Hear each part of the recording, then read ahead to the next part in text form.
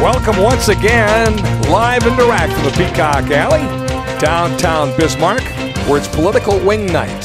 What does that mean? That means there's left wings and right wings. These are chicken wings, folks. And there's 10 of them for $5. They're a great deal.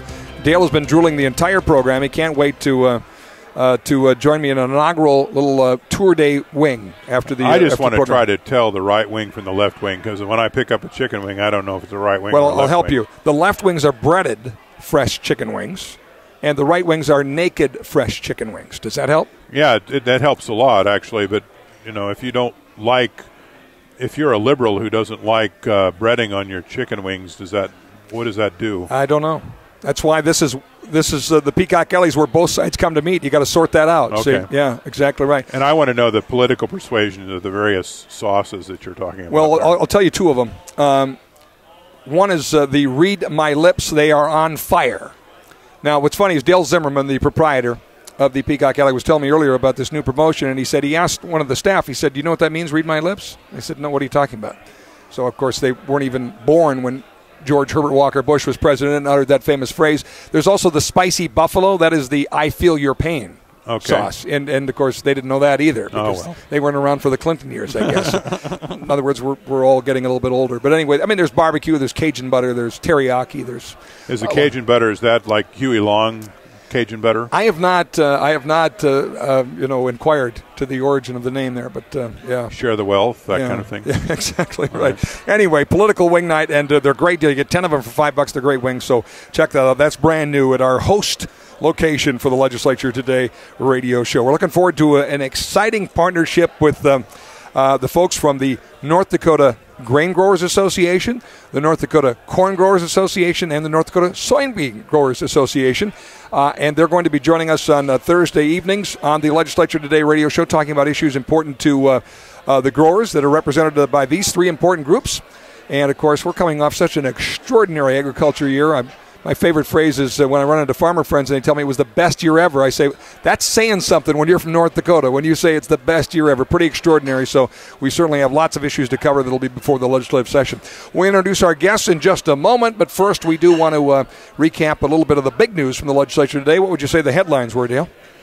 Well, there was an interesting bill that essentially would have given a tax break to a refinery if it refined North Dakota oil. And this was intended essentially as an incentive for folks to say, oh, if we get 6.5% off of the North Dakota oil that we buy, maybe we'll build a new refinery. That was the objective. What this bill would have done, and I say would have because it was defeated, what it would have done was exempted oil, North Dakota produced oil that was refined in a North Dakota refinery from the 6.5% extraction tax. Well, the difficulty with that is it takes an awfully long time to build a refinery, and the fact that no refineries have been built in this country for the last 30 years really isn't a function of taxation. It's a function of how difficult it is to get the necessary permits that one needs to build a refinery. So the North Dakota House considered all these factors and decided that it was not a good idea to present a tax break like that. Whose idea was it? Whose bill? It was a interim committee bill by the Interim Energy Committee. I was there when the bill was approved, and people just thought, oh, okay, there's a more casual attitude about presenting ideas in the interim committees sometimes, and there weren't any real objections to it raised at the time.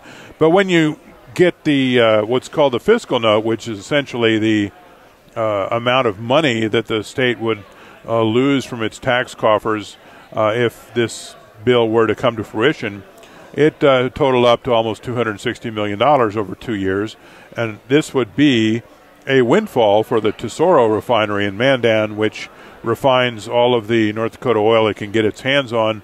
And Tesoro did not ask for the tax break, did not lobby for it. I remember when the interim committee approved it, I sent an email to a company, a spokesperson, and the response back was something the effect of, they did what? And so anyway, the House voted that down 94-0.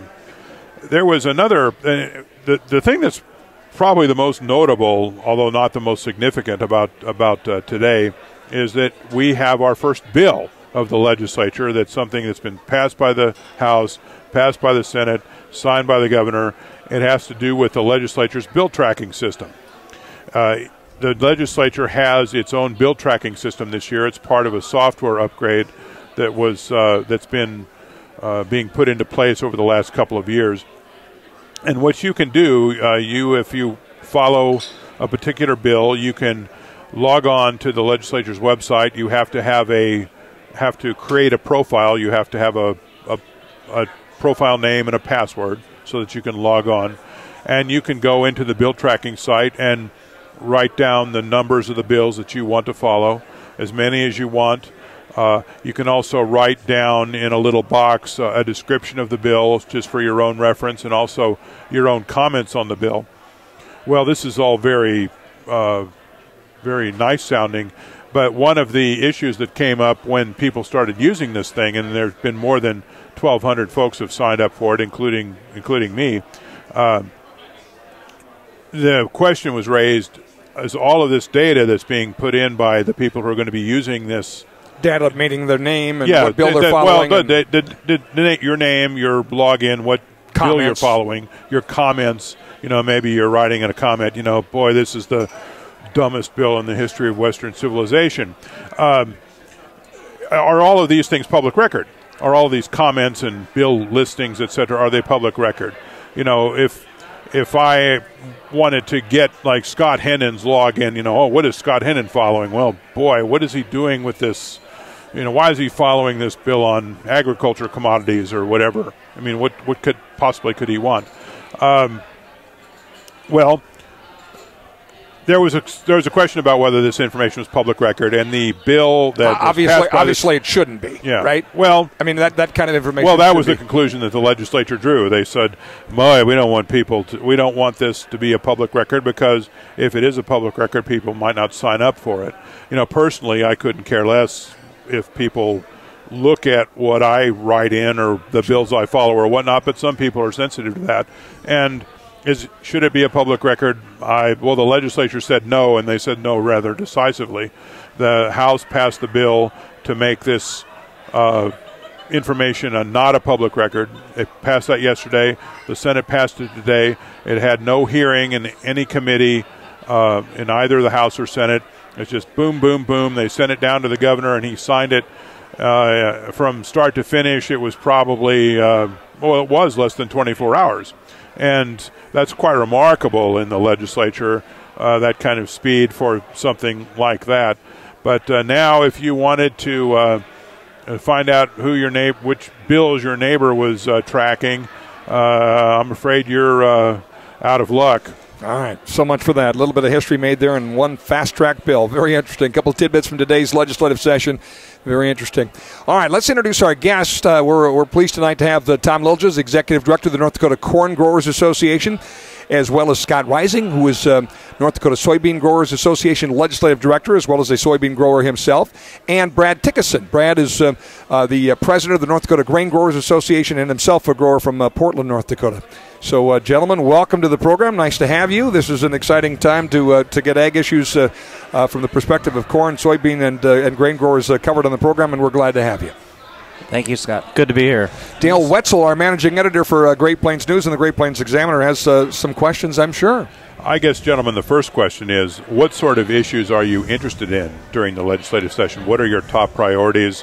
What are the things what is your bill tracking list? What are the things you're going to be following? You're looking at me, Dale, so I'll go first. Certainly. All right. Plus, you have the most exotic name. Is that right? Mr. Thykeson. Yeah. Well, thank you. Grain growers, issue that's kind of come to surface over the since the oil boom is the dust issue out in western North Dakota. We had a board meeting out there last March and realized that, generally in North Dakota, we have dust issues during a harvest season or out of the back end of a combine or during a beet season, or that's kind of a short-lived issue. The people in western North Dakota have to deal with dust issues, 365 days out of the year, and that's something that We want some recognition. We're working hard to get some money to implement to do some type of dust suppression type of thing. Another thing that grain growers are watching, and this is probably my passion, would be water management. We've been working on that since 2009. We're working with NRCS to try streamline the process when it comes to defining and certifying wetlands. In the eastern side of the state, tiling has taken off in big fashion since 2009 with the rise of commodity prices. And with that process, we're finding a lot of hurdles that we have to jump over through the government regulations, and that's a long, ongoing process. I want to put a plug in here for Mary Podell. She's our state conservationist right now. She understands that there's some issues and that she's willing to address them, and she's willing to work with grower groups and put on informational meetings that will help correct this problem. Could you please explain what tiling is? Tiling is actually not anything new. It's new to North Dakota because traditionally we've been an arid state. The I states, I would say, in fact, in Minnesota, the soil conservation districts actually put in clay tile years ago in order to move the water under the ground, from a problematic spot into a water channel that would relieve that water pressure in the field. Technology, due to the plastics, due to the laser technology, due to GPS, has also all of a sudden made it beneficial and very economical, and with the rise of commodity prices. And now with our wet system moving further north in our corn belt and soybeans that are being grown, along with these higher value crops, this has given the farmers a new avenue. I personally think that the yield monitor in the combine is the driving force behind it. Years ago we used to think, the field ran 50 bushels to the acre, and that was the general field. Well, now we take the analysis out of that yield data monitor, and we look and we say, why is this spot only giving me 25 bushels to the acre? What's going on there? And in this last climate cycle, it's been because it's gotten wet feet or that it's got water issues. So we can alleviate that water pressure through the technology of tiles. What is the purpose of tiling? Why do people do it? It's to improve yield. It's to improve yield and soil health. Salinity has been a big issue. And how does that happen? How does it happen? The pipe gets buried in the ground. And we're using, like in a lot of cases, we're using a pattern tile on the eastern side where it's a lot flatter. You're burying a 4-inch tile line using gravity to bring it to a collection spot. Either it's going to go into a water channel like a coulee or a creek, or you're going to use some type of control structure to hold back that water. And I think that's the message that we have to get out there to producers, is that if you're going to go to the expense of it, use it to manage water. In a case like 2012, managing water was utmost essential to have our good production year in North Dakota. So it's a way to drain your field, excess water? To manage the water in the field. I'm not going to say drain. I'm going to say manage, because if we can put in the control structures, we can manage that water to what the crop's needs are. Does it help you store water for later use? Without a doubt. And you can even do some sub-irrigation if you can have a spot in the field that has a spring in it or whatever, and by holding back that water, you can use the underground tile to get water to deficient spots in the field. Scott Rising, the director of the North Dakota, or the legislative director of the North Dakota soybean growers, what sort of legislative priorities does your organization have? Well, for the most part, we're looking forward, as most organizations do, and we're focusing on ag research and extension efforts, along with infrastructure across our state, which involves roads and bridges and water. And what is the outlook right now for the North Dakota soybean industry? The history of it is to be a real growth industry, and we look for that to continue in the future, Dale. 2 years ago, when we were here at the legislature, I remember standing up, testifying and talking about the fact that we had produced $1 billion soybean crop, and that contributes multiplied to the North Dakota economy across our state. And I noticed the other day when I was talking, I was using the term $2 billion. It's just a really great, good news story. Are the trends on soybean plantings, could you tell us what those are? The acreage is expanding across the state, north to south, east to west, although the far northwestern corner of North Dakota We could hardly call it a proliferation, but we have a good news story to tell about soybeans. The one place that we lack a little bit is soybean processing capability in the state, for example. However, in the soybean world, we're West Coast soybeans. We're California soybeans in an Asian market, so we're positioned well. What's the significance of that? You said you're California soybeans. What does that mean? Well, our basic markets right now are in Asia, in southeastern Asia, and some of the best port facilities in the country are in the Pacific Northwest. So we basically sit on the beach as far as soybeans. Most of the soybeans in this country are raised to the east and south of us. So. What is it that the Asian markets like about North Dakota soybeans? Well, one is their accessibility. We have a solid quality, and because of the transportation costs, there's a reduced. We have an advantage in the market from the dollars and cents side. What do they use them for? Oh, everything from tofu to animal feed. It depends on the quality of the soybeans. We in North Dakota, and I'm not clear exactly what the numbers are, but we have a growing amount of food-grade soybeans going out, as well as the others. When I go to the store, I look for alternative types of milk just because I like that sort of thing. How is soy milk becoming more popular? I don't know if I can answer that. I haven't seen any study data on that. Okay. Mr. Lilja, what sort of issues are the corn growers interested in the North Dakota legislature? Well, primarily roads. And more roads. And more roads. If you, for the novice that doesn't know much about corn production, 15 years ago, our statewide yield averages were about 95 bushels. Now we have about 130 bushel statewide averages. We've added 40 extra bushels on every acre across the state. You know, you multiply that by 3.5 million acres.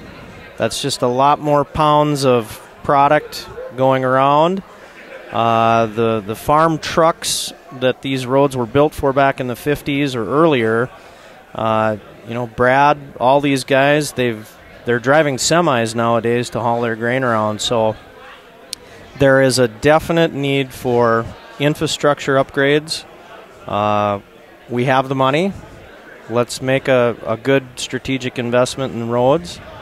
So that's really where we're coming from. We also do want to defend the ethanol counter-cyclical fund that our state has. Very valuable thing to have. And also the Renewable Energy Council is looking at doing some funding out of the Resource Trust Fund, and the corn growers are certainly in favor of that. What sort of role does ethanol play as a market source for your corn growers? Well, I wanted to correct you earlier because you said we haven't built any refineries in this country. I beg your pardon. I was talking about oil refineries. I'm sorry. Well, I know, and I was going to jab you because. Well, you should. I deserve it. We have built a lot of refineries through the Midwest, and they're called ethanol plants. We have 4 of them in North Dakota, producing 400 million gallons of ethanol a year. And if we did not have that supply in the U.S. fuel supply, we'd be paying $1 more a gallon for gasoline. So ethanol is a very valuable thing. It's an oxygenate.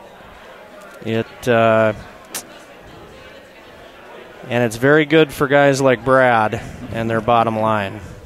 Say, Dale, before we leave that, I'd encourage you to ask him about his blender pump program. The North Dakota corn growers lead the nation in that hole.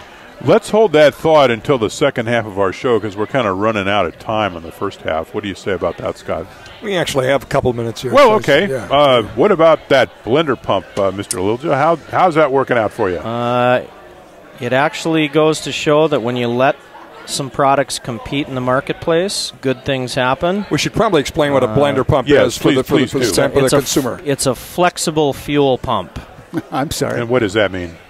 That means this is your fault, Scott. That means when the consumer comes up to a gas station, they can have a choice of premium fuels or E85 or mid-level blends of ethanol. And an E20 and E30, or so basically you can choose your mix. You can choose your whiskey, so to speak. All so right. to speak. And what sort of vehicles are there that can take this kind of fuel? Flex fuel vehicles. And how common are those? The numbers on those, I knew you were going to ask me that. We've seen a very large increase in North Dakota flex fuel vehicles. I believe the number offhand is, I don't have it in front of me, but it's increased eightfold in the last 5-6 years. Does the research show that when you have the option with a blender pump that people, is it increase the use of ethanol? Well, no, really what it does is it allows you the fluctuation between, you're going to have times during the year when the spread between gasoline and ethanol is good, and you're going to have times when that spread narrows, and typically in the wintertime, that spread narrows. So really what the blender pumps allow consumers to do is when that spread, that price spread differential widens up, you've got E30, 25 to 40 cents cheaper. You'll see more consumers putting that product in their vehicle when it's advantageous. Why is there less of a spread during the wintertime? Demand. Typically, guys are done with harvest. There's just less traffic, slowdown in demand. Now we need to take a break. How about that? That sounds good. We're speaking with Mr. Brad Thykeson, the president of the North Dakota Grain Growers Association, Mr. Scott Rising, the legislative director of the North Dakota Soybean Growers Association, and the gentleman who was just talking is Mr. Tom Lilja, the director of the North Dakota Corn Growers Association. And we'll be back shortly. This is the Legislature Today radio show on 550 K-Fire, AM 1100 The Flag in the Valley, as well as Talk Radio 1090 The Flag in the Bakken. And we'll continue from the Peacock Alley Grill and Bar in our conversation after this timeout. Don't go away. We thank our sponsors for making the Legislature Today radio show possible, and they include Touchstone Energy Cooperatives of North Dakota and the North Dakota Rural Electric Cooperatives. A couple of their members are Minn Kota Power as well as Great River Energy, and North Dakota's Rural Electric Cooperatives are made up of more than 2,300 employees. They're neighborhood volunteers. They're your neighbors that serve communities from rural fire departments to economic development councils. And, of course, they help develop projects in the state by investing millions of dollars in economic development loans and also pay millions of dollars in taxes annually to state and the local governments. We thank our friends at the North Dakota Rural Electric Cooperative, a Touchstone Energy Cooperative of North Dakota, along with Minn Kota Power and Great River Energy. We're coming to you from the Peacock Alley American Grill and Bar. Come on down for political wing night. The wings are great. You get 10 of them for $5, and they are fabulous at our host, the Peacock Alley American Grill and Bar. Dale Wetzel has just violated our solemn vow to individuals who. It was mine? It was mine. Yeah. It was mine, too. No, we'll mention him because when the governor goes somewhere, everybody knows it anyway. But Governor Jack Dalrymple was just wrapping up a dinner here tonight, and he was leaving, and Dale gestured for him to go, primarily because he wanted him to join the other growers here. Oh, yes. He's a grower, Absolutely. right? So he could have contributed. I gestured to him, and he gestured back. Yeah, so I think the gesture was, see you, Dale, I'm out of here. No, I think the gesture was more like kind of thing. We know Jack better than that. Oh, yes. Yes, much too kind for any kind of gesture like that. But it was kind of a kind little nod. Oh, it was. I didn't know who you were waving over. I thought maybe it was waitress for some of the wings, but here it was our governor for crying out loud. It was the governor, yes. That's exactly right. Anyway, and I was just watching to make sure he didn't crash when he left the place. He parked right outside, and I could watch him leave. Anyway, we continue our conversation. We thank our sponsor that is joining us on Thursday nights for a full hour to talk about important issues for North Dakota's economy. That, of course, the powerhouse ag economy led by corn, grain, and soybean growers. And joining us on the program, Scott Rising, Legislative Director for the North Dakota Soybean Growers Association, Tom Lilja, Executive Director for the North Dakota Corn Growers Association, and as well a President of the North Dakota Grain Growers Association and a grower himself up at Portland, Brad Thykeson, joining us. So, Dale, back to the question. Dale Wetzel, Great Plains Examiner, Managing Editor, is leading the questions tonight on the program, as always. Mr. Thykeson, we'll start with you. What is it that the grain growers do for its members? Well, I guess our mission statement is supposed to be the voice for wheat and barley producers across the state. I think in North Dakota, with the diverse agriculture sector we are, it's hard to find just a wheat or barley producer. I mean, if they're raising wheat and barley, they're raising other crops too. So we speak for general ag, I would say, for the most part. Things that are dear to us is that we have, in June, we have an EPA tour, and what we do is invite folks out from Washington, D.C., get them actually in North Dakota dirt, see what we are experiencing as farmers, and help them so when they get back into their cubicle back in Washington, D.C. and write regulations, that it affects the rural farmer back in North Dakota. I'd like to follow up a bit about the EPA tour. How is that useful to the folks coming out to see how you work? I mean, are they familiar with farming? Oh, without a doubt. In fact, they're the ones that are writing the language into a label of a pesticide or herbicide that we have to follow and go by those regulations. And, of course, it has to go through the risk cup bowl and different avenues in order to get that label. Case in point, in, I would say, 2009 or so, we'll have the EPA tour come out, and the first time the gal that was in charge for a Section 18 label on Folacure that's used for leaf disease and scab resistant in wheat, her first commercial field experience was in North Dakota. Otherwise, she was only dealing with test plots in a lab or on a field on a test trial basis in DC. What do you think the EPA folks get out of this? Oh, they get a big education. I mean, they get the vastness. If they don't get on the ground in North Dakota, they don't understand the vastness of the country that we live in. And it's not just North Dakota. It's in Nebraska. It's in Montana and all that. One thing they didn't realize is that the distance we have between neighbors. They said, between the next neighbor is probably 3 miles down the road. It's not the house that's right across the fence like they're used to seeing in urban D.C. And then the other thing that amazed them is if it's not the neighbor, it's probably a relative. It's probably the uncle. It's probably the brother-in-law or whatever that. So really, the neighbor isn't so removed from what's actually going on. They have some education. Do they also have an impression that you use more chemical than you actually use? They might have that impression, Dale, but what I've used, and a lot of times we're visual people no matter where we are, and we'll take a 1970 model Melrose spray group, 50-foot boom, open air cab, no cab on it, got a 120-gallon chemical tank that you put the chemical in right behind your back. That 9 times out of 10 leaked. You sat out in the open air. If you didn't figure it out that you always turn into the wind, you always breathe in that pesticide. And that sits right next to a 2011 Case IH, 4420 sprayer. He's in a charcoal filtered environment in front of the boom, using GPS technology to run boom height, to run the boom shutoff, to guide that sprayer up and down the field. And the technology, even though it's a bigger machine, has advanced so much that they can actually do a much more precise job on delivering those chemicals to the plant. Mr. Rising, what is it that the North Dakota Soybean Growers Association does for soybean growers? Well, probably the primary thing we do on the public policy side is we partner with the folks that are at the table with me, our friends all across the ag community, and work on common issues like what Brad just described. They've taken the lead on the water issues, dealing with the federal kinds of issues.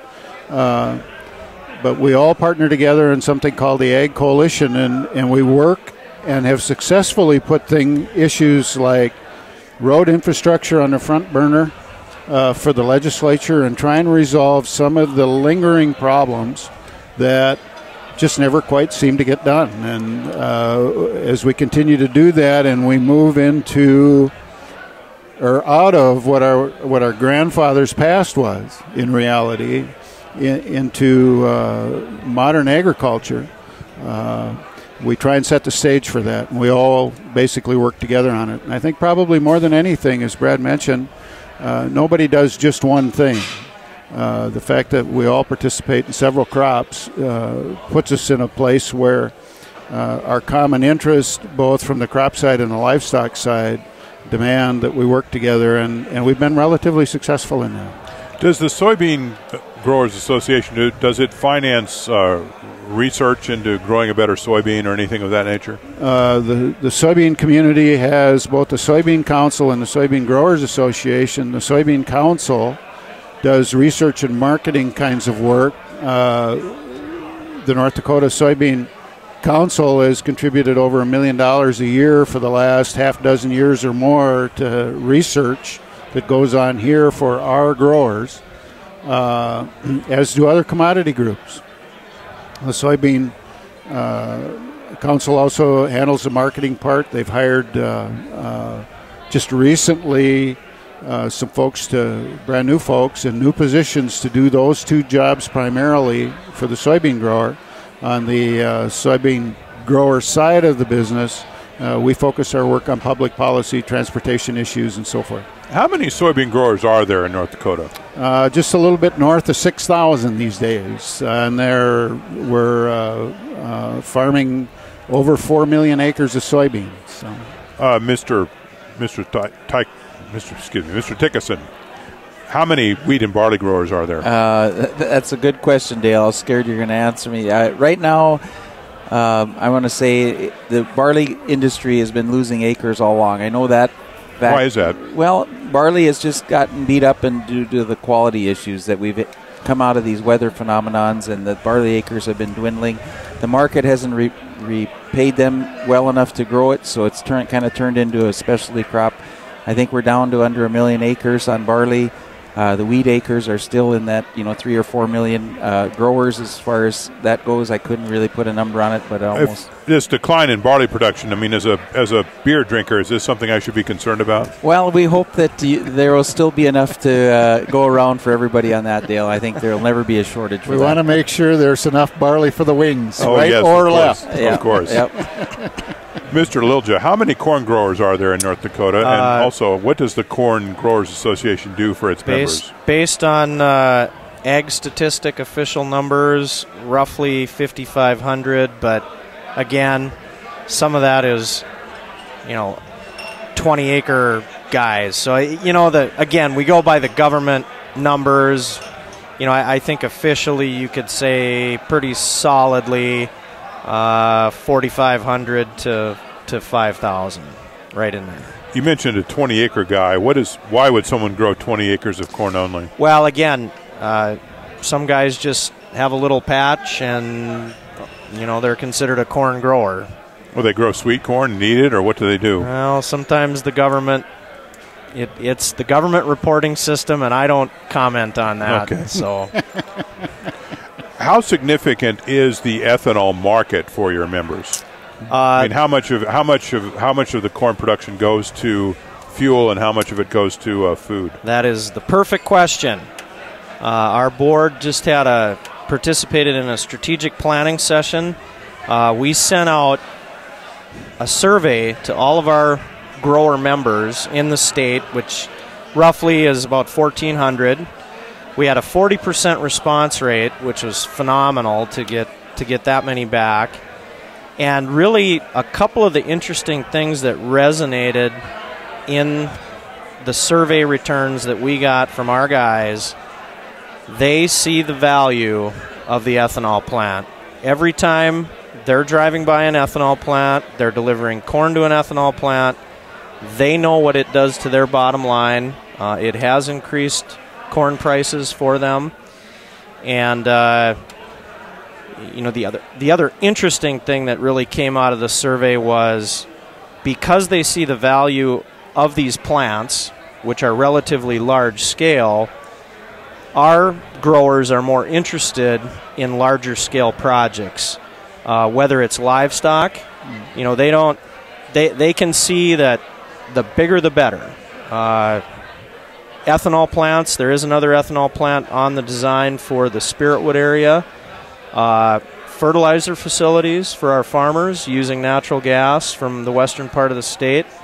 They can see the value in large-scale projects like that. So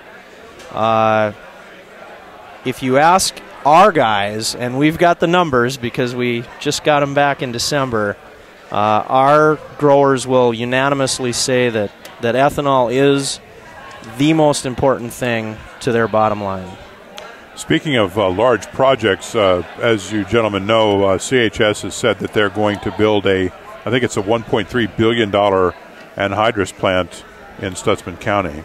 And how important is it to your members to have something like that in North Dakota, a big producer of anhydrous at a time where sometimes the supplies are not as plentiful as you would like? Tom, you want to take that lead? Corn's really taking the lead on this one. I could. You know, the Farmers Union group and our group have both been looking at that, trying to solve that problem. Honestly, it's really a point of being held hostage to the overseas inputs of fertilizer. Most of this comes up the Gulf through New Orleans, whether it's coming from the Russian markets or from the Caribbean markets. We have a situation now where we had a drought in the U.S. this past summer. We have Mississippi barge levels that are extremely low. We have a number of producers concerned that they're even going to get fertilizer up here next spring. So it is a big deal. We're at the end of the line. We're in a little hole. There is a lot of Canadian production, but we're still kind of at the end of the line for that as well. And really what the corn growers did, we commissioned a study through North Dakota State University's Applied Economics Department. They came back and showed that a plant utilizing the natural gas in the Bakken could be among the lowest cost producing in the nation. So it is a unique opportunity. It's a very daunting task, though, because it's take an ethanol plant and multiply it by 5 to 6. It's just a monstrous investment. So we certainly hope that somebody will get one of these things done in the northern region. And the big thing is just the cutting down on your transportation costs of the product to the farm. And how important is this project to wheat, barley, and soybean growers? Well, I think especially on wheat is a consumer of nitrogen, and barley not so much. And of course, Scott can chime in here too. Soybeans is not a big consumer of nitrogen. So on the wheat industry, as we move forward and try push this envelope of yields and all that, I can see exactly where this is going to be a great fit for the wheat producer.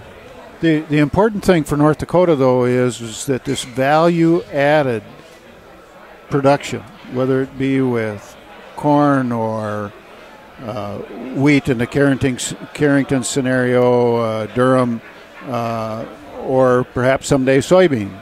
I mean, it's hugely important to this state.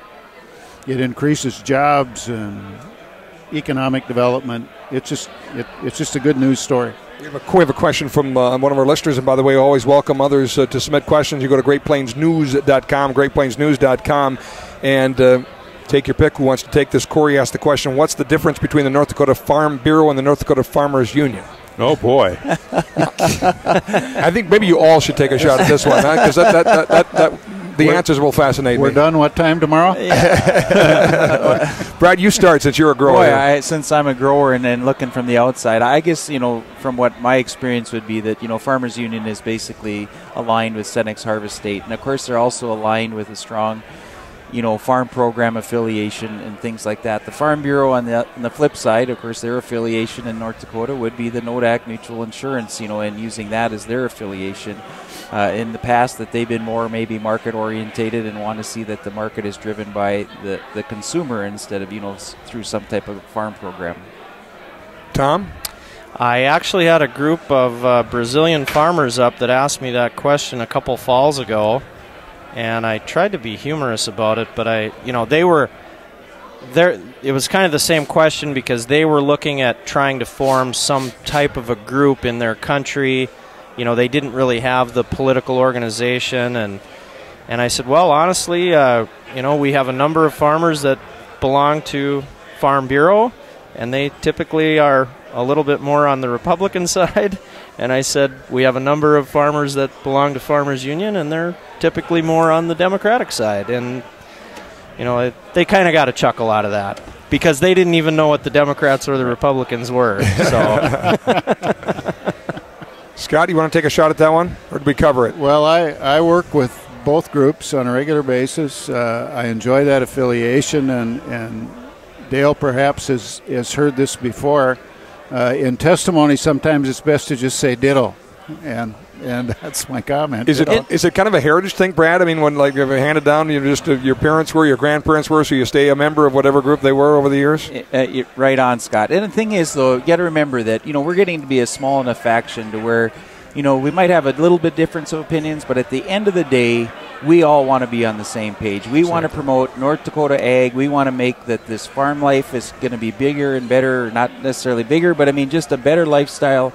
And we're starting to see that, and you can see that in what's happening in ag today in North Dakota. Well, speaking of that, how attractive of an occupation has farming become in the last 5 years for a young person coming up? Do you really want to talk to me about that, Dale?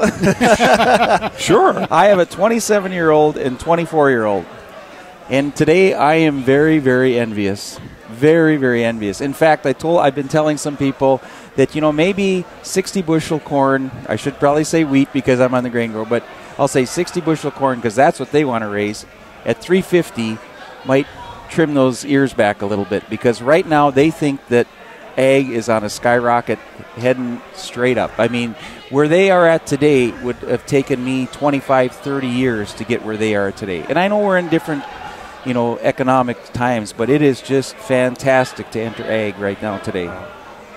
I think we're all firmly aware that we're in the commodity business, and it does two things for sure. It goes up and it goes down. Mm-hmm. Scott mentioned, the differences between organizations.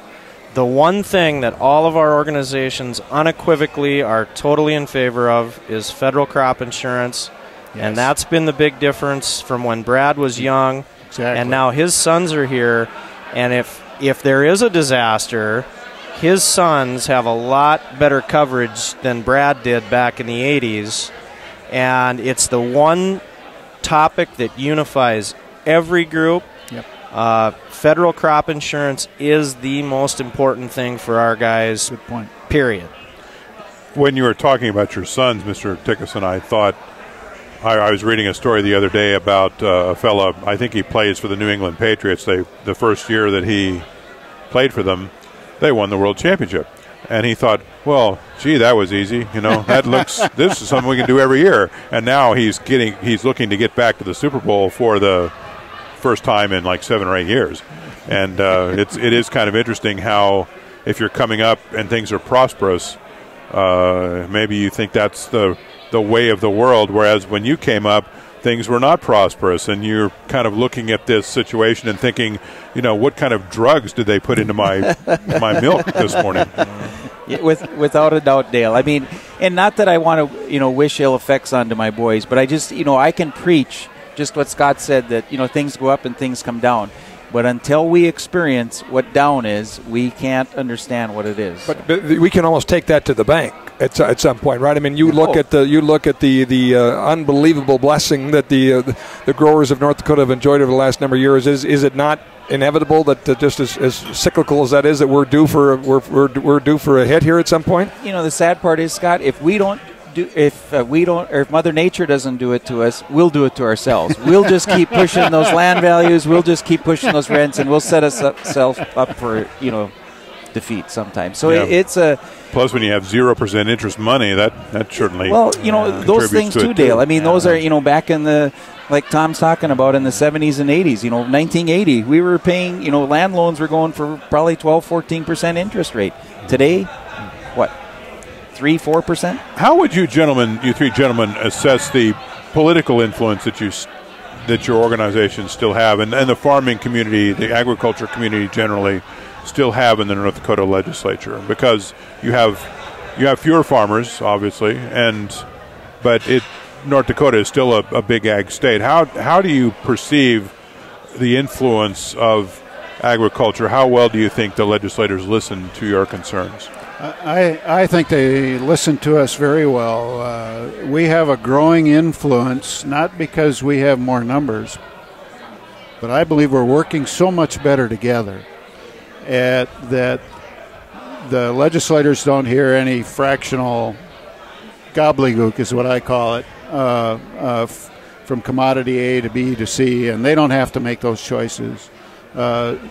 Through many of our activities, we make those choices and unite and work together, and that's the key to it. Well, we've been speaking this evening to Mr. Tom Lilja, the director of the North Dakota Corn Growers Association, Mr. Brad Thykeson, who has 2 sons in their mid-20s, and they think that agriculture is the greatest thing since sliced bread. Wahoo. And we have Mr. Scott Rising, the legislative director of the North Dakota Soybean Growers Association, and we thank you for coming on to the show. And we've been having an interesting conversation here. And these gentlemen will be back, and their growers will be back, and we look forward to keeping tabs not only on what's happening in the legislature as it pertains to agriculture and these commodities, but also get a chance to visit with other folks from around the state about what's happening and keep our listeners up to date. Thank you all. Thank you, Scott. Thanks, Scott. Appreciate it very much. Thanks, all right, by golly, we're out of time for this hour, the Legislature Today radio show. Don't forget, GreatPlainsNews.com. GreatPlainsNews.com is where you can follow us. We also, by the way, have Facebook and Twitter accounts as well, so you can keep tabs on what's happening with us right there. And we always invite you to join us when you're in Bismarck, Mandan. Love having you listening on the air on 550 K-Fire, AM 1100 The Flag, AM 1090 Talk Radio, and the Bakken KTGO. But we also would love to have you join us at the Peacock Alley American Grill and Bar, downtown Bismarck, from the capital city. When you're in town, join us for the Legislature Today radio show. And thanks for listening to another hour.